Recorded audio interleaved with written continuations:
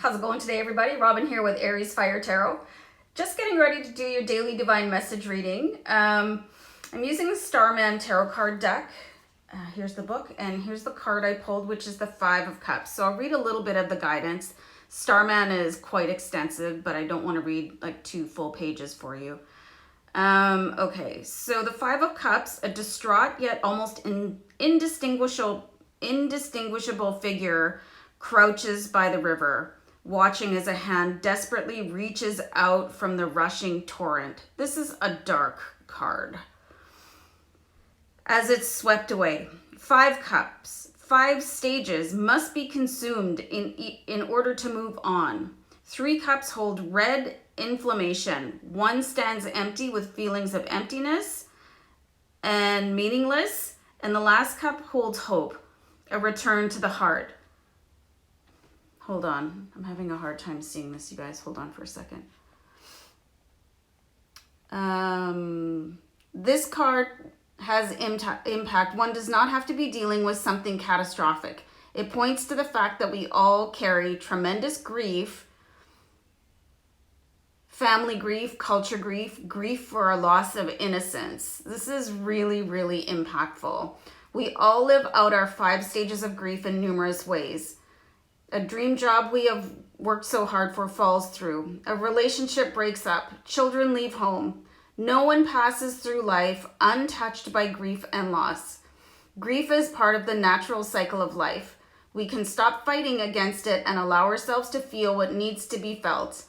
Tarot offers us an opportunity to see ourselves through different eyes.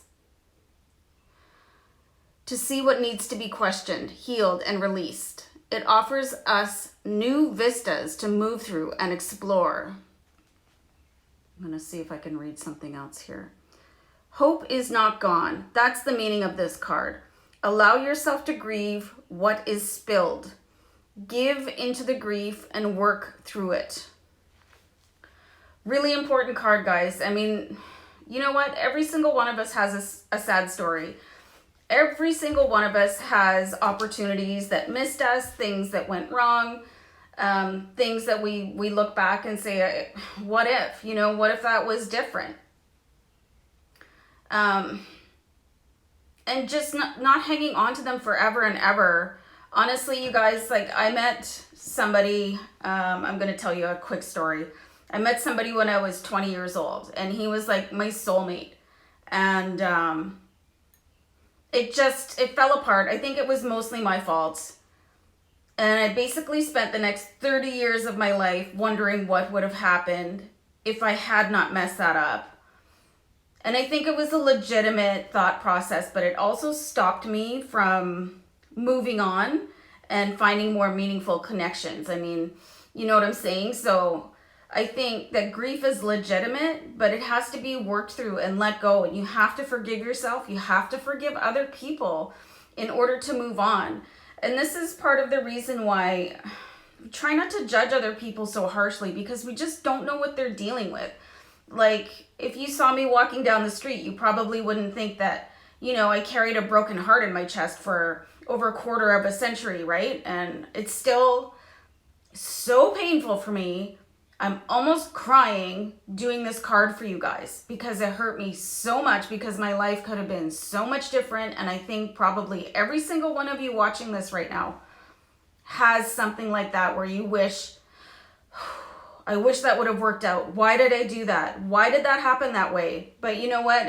Sometimes you just have to put it to the side and live your life. So I really hope you guys get some sort of meaning from this card. Let me know your story in the comments. You guys were here to help heal and move through things together. I'm just going to wrap up the video because this one was hard for me. So I'll talk to you later, guys. Take care. Bye.